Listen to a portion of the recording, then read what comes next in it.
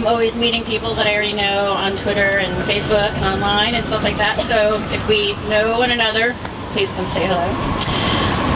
So I've been thinking about rape culture for what feels like a really long time, from before it was called rape culture, from when my friends in high school were raped and we didn't even know to call the guy a rapist. He was just an asshole, and then we figured out he was a rapist later on. So I thought about it from the point of view of pop culture. You know, I write about music and arts. From the point of view of media, I teach trauma journalism, and that's thinking about the ways that we use media that reinforce trauma and traumatic narratives. And I've thought about it from policy and law. And so I wanted to share with you sort of where I'm at, kind of putting all that together on rape culture today. I've come to think of rape culture as a perpetually broken promise, right? We all can identify the straightforward misogyny, the straightforward hatred of women and of black people and of gay people. That's pretty clear now. You know, what I think about a lot are the tricks and the traps, right? The conflicting messages. Rape culture is a promise that says, if you follow certain rules, you will be safe. If you don't go out at night alone, if you don't drink alcohol, if you don't have casual sex, if you don't make out with that guy you just met, you will be safe. And of course, that's not true, right? And I think about that one a lot, the rules, because that's the one that gets women to turn against other women, right? That's the one that gets women to say, well, my roommate got raped, but she's out all the time. She gets wasted. You know, I don't do that, so I'm going to be safe. And I don't approve of making fun of those women. Those women, young women who, they're not dumb, they're naive, right? And I think about the day that they're going to find out about that broken promise themselves. And I think about the day that they're going to find out that amplifying the patriarchy didn't save them from it.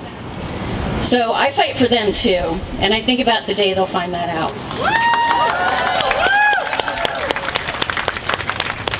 But of course, the cruelest part of that promise is that you find out it's not, you know, if you follow the rules, it doesn't matter. You know, you are just as susceptible to violence as somebody that doesn't follow the rules. But the rules are relevant. What they don't tell you about the rules is that if you are assaulted while breaking those rules, and we all know them, right, then you are less likely to be able to bring your assailant to justice, whatever that looks like for you. You're less likely to be able to hold them accountable. And that's the biggest, cruelest broken promise of all. It's not by accident that the most common type of assault, by an acquaintance, by someone you trust, in a college setting, by someone that you're drinking with, by someone that you're with consent making out with, and kissing, until it flips, right? And that's the hardest type of assault to find accountability. And we're at a tipping point now because of brave people like you coming out and people speaking out, but that's still the case. Because the laws, the policies, the criminal justice system, they weren't created for us. Right? They were created by powerful white men to protect powerful white men. What I want to talk about is the way rape culture and the laws and the system perpetuate one another, right? They're not separate. Victim blaming works to keep women and men from coming forward, right? From even acknowledging what happened to them as rape. And if you do report, you're treated so poorly by the system often that you wind up dropping the charges. If you go to move forward anyway and put up with all of that, the DA might decide they're not going to pursue it because they're not likely to get a conviction. That's the invisible moat that we don't talk about. That's the invisible area. But why doesn't the DA bring the charges? Because they don't think they'll get a conviction from a jury that's educated by rape myths. And why is the jury going to stay uneducated? Because they don't hear the cases that are the most common forms of assault, right? We know that right here with Bill Cosby, the Montgomery County DA, goes on all these interviews now saying he was pretty sure Cosby was guilty, but he didn't bring that case forward because he didn't think he could get a conviction. That happens every day, right? I talk to survivors who come forward, and by the time they come forward, the statute of limitation has been expired. That's another way that the system, the broken promise of the system. We can talk about how yes means yes, is an ideal form of consent, and it is. But we better understand that in the majority of states in this country, physical force, beyond the physical force required to rape a human being, is required to be proven for it to count as a felony rape. That's the majority of states, okay? That means that I would need to have a broken jaw in addition to having gotten raped for that to count as the worst kind of rape.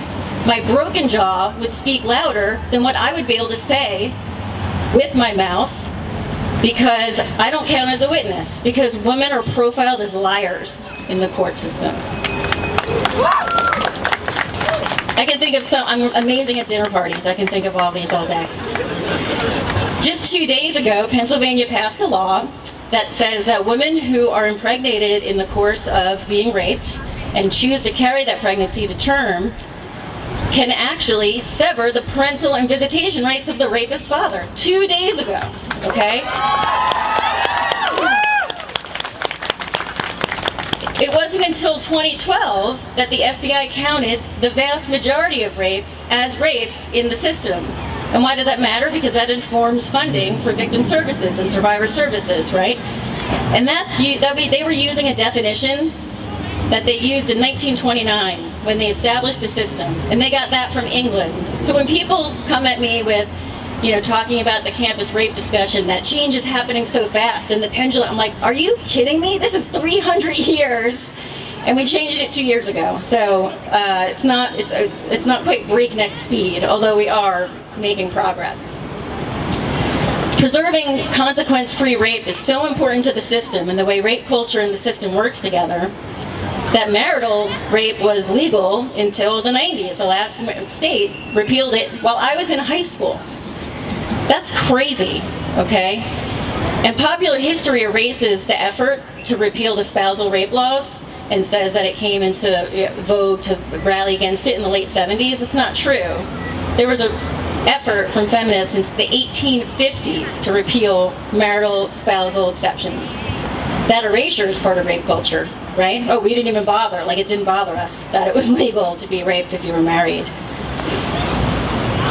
To make real change, my point is that we need to pay attention to the system. We need to pay attention to the interaction of the system and rape culture and the way that they perpetuate one another. That means paying attention to bills. That means paying attention to the bill that Nellie Fitzpatrick talked about earlier. It means paying attention to the fact that a judge in Philadelphia that ruled the gang rape of a sex worker as theft of services is up for re-election. But she got re-elected twice because people don't vote, okay? That means paying attention to bills in Harrisburg that are focused on economic justice for women. Not exclusively women, but affects disproportionately women. For example, raising the minimum wage. For example, protecting pregnant workers. Protecting nursing workers. Because guess what? Poverty, the same mechanisms that are in discrimination that push us into poverty are the same mechanisms of rape culture. Poverty is a rape risk. You are not empowered when you are in poverty to defend yourself from assault. Rape culture is when we're told and we believe that reforming the system is so pointless, right? That's a whole nother, a losing battle. That there are lobbyists in Congress right now, the frat pack. They're lobbyists that represent college fraternities.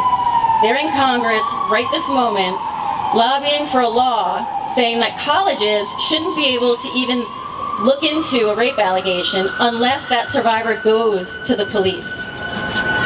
So they are so confident, think about that, they are so confident that the system is broken and that survivors won't want to endure the gauntlet of it, that they are advocating for fraternity members to go to the police, to be arrested. That is insane. That is a mixed message. And that is on us if we listen to that message that it's the man and there's no point in reforming it. Yes, politics, it's all run by rich old white men. That's the problem. So that's what we need to get. That's why we need to get involved. So I just urge you to think about these things and the way they perpetuate one another. And talking about all analyzing media is really important. All this stuff intersects, but it is nefarious, strategic, interlocking mechanisms that reinforce rape culture. And it demands that we get involved, that we pay attention to government, that we pay attention to politics, and that we speak out. And I will have coffee with any single one of you to talk about how to get involved, and I am not kidding. So get in touch with me to pay attention, because there are things happening. Pennsylvania had the first hearing on equal pay in 50 years a few months ago, okay? There's hearings in 2 weeks to protect pregnant workers and to protect women who need to pump milk at work, so they're not sent to a janitor's closet, all right? Forcing women out of work is part of rape culture, okay? So please get involved, pay attention, and I'm not kidding, we'll totally have coffee. Give me a call. Okay, thank you.